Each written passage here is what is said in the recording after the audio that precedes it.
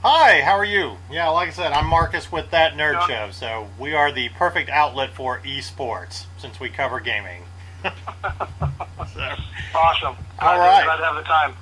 cool. Well, congratulations on another year of the 2000, World Championships. So we've been covering it every year. Thank you.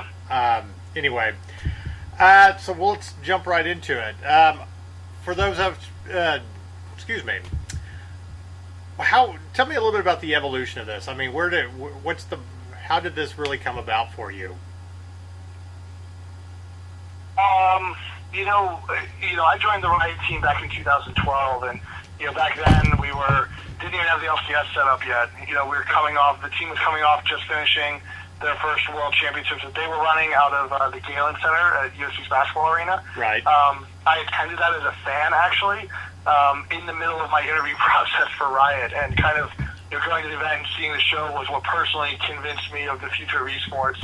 And so, accepted my offer a couple days later and came on board. And one of the first things I was tasked with was helping to build out a lot of the key pieces of the LCS. The rule set, the team agreement, things like that. So, we've tried to move as fast as we can. We've tried to cut the learning curve as much as we can from building off of traditional sports, but not necessarily solely modeling off of traditional sports.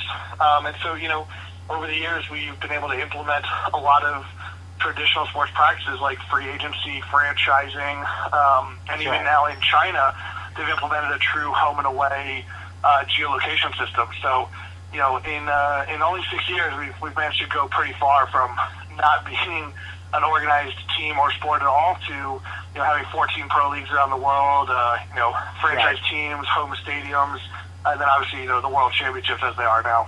Well, one of the biggest discussions that we always have when it comes to gaming and tournaments, and we do a lot with our staff and stuff, especially this time of year with all the new games being released, is it's kind of evolved from just this fun thing you do among staff, like you used to do with your kids, to now you can actually be a professional, and there is strategy involved. You have to learn how to work with a team, find that chemistry, especially in a strategy setting where you really are truly relying on strategy to win out of the game. What is it about League of Legends, though? I mean, there's a lot of games that you can pick for esports that you can do stuff with, but what is it about this game that makes it better than everything else for a world championship? I think the thing that's really compelling about League as a game is a couple things. One, it's a game that is easy to understand the esport component of if you're someone who plays, because the vantage point of the esports camera is the same as the vantage point of a player. You have a lot of the same information, so it's really easy to kind of see yourself in that play style, see yourself in that gaming environment, and then actually learn from the pro experience.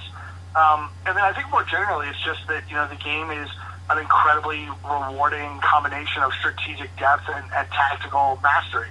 There's a lot of players who, for better or for worse, can click their mouse, with the right reaction speed, but don't understand the overall game strategy or don't understand how to communicate with their teammates.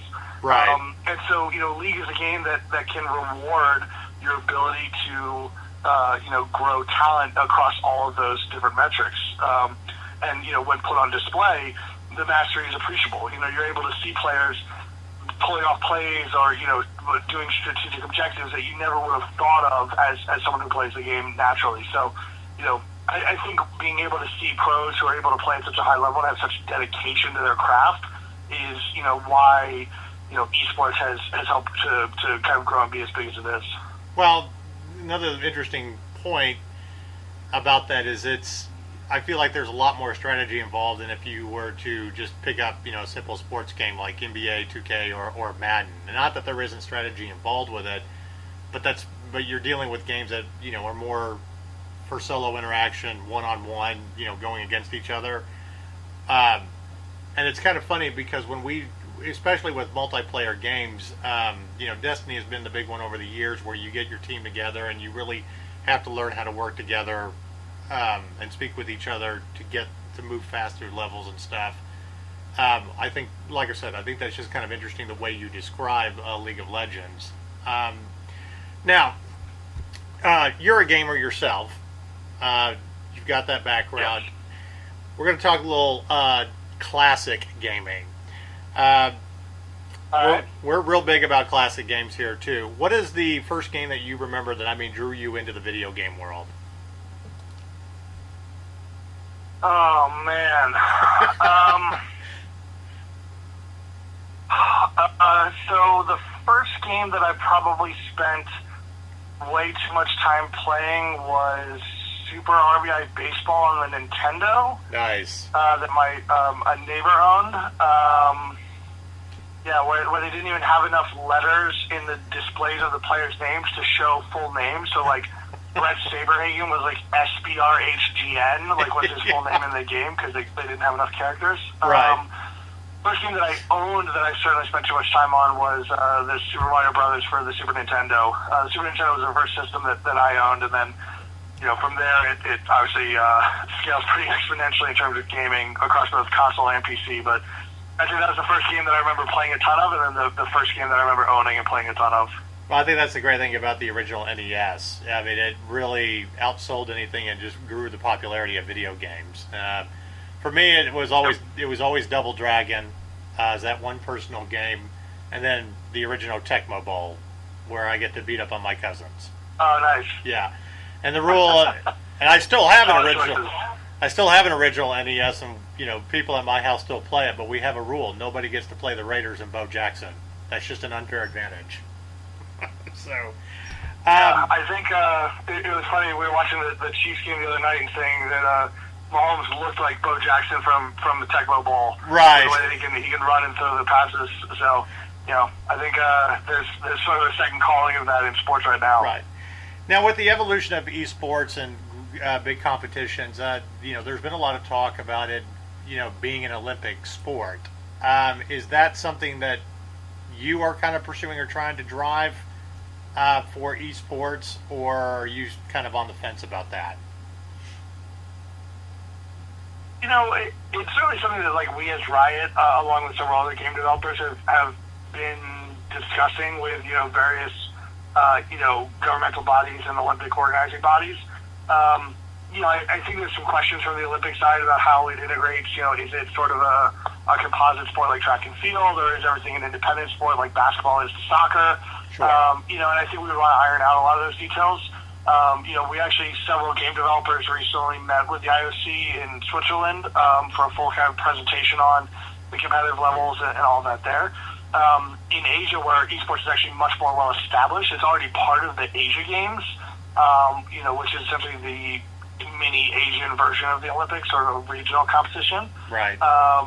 And so that was, obviously a good opportunity for Lee to get in and, kind of be a little more legitimized from being in that company. So, whether we get there or not, I don't spend too many thought cycles on.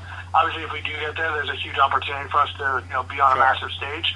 But I also don't know if we need to be there if people are going to be ready to see us on that stage. And so the last thing I want to do is create an alienating experience or, a disapproving experience for some of our fans. And, we certainly don't think we will, but we want to make sure that if we're going into that world, we're going in for the right reasons, and not just because, like, oh, it's the Olympics, that's what everybody does. If we're going to do something, we want to make sure it's right for us. And so if that means putting on our own international competition with country and region-based teams like the Olympic has, maybe that's the better option. So, we're weighing a bunch of options. We're talking to a bunch of people. It's just exciting for us that there's so much appetite, obviously, from both the industry and from the fans. Right. To see more League of Legends, more competitive play, and that nationalism is pretty strong. So do you? That's just a lot of fun for us. Do you feel like that there is another game out there besides League of Legends that's perfect for esports? To give you an example, one of the games that we had a lot of fun, discovering was this Rocket League, and I know that there are big time competitions with it now, but beyond League of Legends, do you feel like there is a game out there that's just perfect for this format? I think there are other games out there that can certainly make for great competitive titles and also potentially even good and great esports. You look at Fortnite, and that to me is an example of a great competitive game because there's some awesome competitions there. Right. But to me, is that going to be an esport where you have teams and contracted players and like regular seasons of play and kind of a reliable schedule and format that your fans can follow? I'm not sure if Fortnite's going to go down that path. And so while it's a great title for watching competition, I just don't know if the devs or the company or even the fans want them to go that way versus just continuing to sort of put on tournaments and have those incredibly engaging and entertaining shows that they do. I think for better or for worse, I think there's a couple of genres of games that tend to lend themselves better to esports titles. I think RTS is one of them. So I was personally very sad when StarCraft 2 started to fade in its sort of esports relevancy. I do think there's an opportunity for that to come back in the future. I am personally more of a believer in team-based esports than individual-based, just because once you start getting into the team aspect, the strategic difficulty ramps exponentially. Sure. Is there a team-based RTS somewhere in some dev's future that could come out and be another great game? Totally. Yeah. But until that happens, I think personally, I think League is probably the best situated game to be a big esport. Sure. All right, one last question. I don't know how many games you've had a chance to play in your downtime this year, but I'd be curious to know what you feel like is probably the best game of the year so far in 2018. Oh, what a good question. I know we're still debating it, but especially after Shadow of the Tomb Raider came out 2 weeks ago. I was going to say, my problem is that I'm usually sort of a year behind on releases. So, like, my best game that I played this year is probably, like, a game that came out, last year. Like, I loved, Ori and the Blind Forest. I played pretty recently. I thought that was great. I played through the recent remake of Doom. I thought that was great. Right. Man, there's been some really, really awesome games this year and some awesome gaming experiences. The Darkest Dungeon update I think has been awesome. What they did to Stellaris was amazing. Right. It's exciting for me to see a lot of games that are coming out and seeing so much work being done, post-launch. Like, especially a game like Stellaris, which was so involved at launch, and they've done so much to refine those systems and listen to fans. Whether it's like my best gaming experience of the year, I think companies and games like that deserve a lot of credit for really pursuing the betterment of their game and not even doing it necessarily through like, in some cases through paid DLC, but just like doing it because, they want to improve the game for the fans. Like those to me are some really great gaming experiences. So, those have definitely been some of the highlights of my list this year. Cool. God of War for PS4 was unbelievable. Yeah, that's kind of right there at the top of our list right now, but we'll wait and see. So, well, thank you, Chris, for speaking with us. Like I said, good luck with the Worlds this year, and look forward to seeing what you guys have coming out in the years to come. Awesome. Well, I appreciate the time. This was a lot of fun.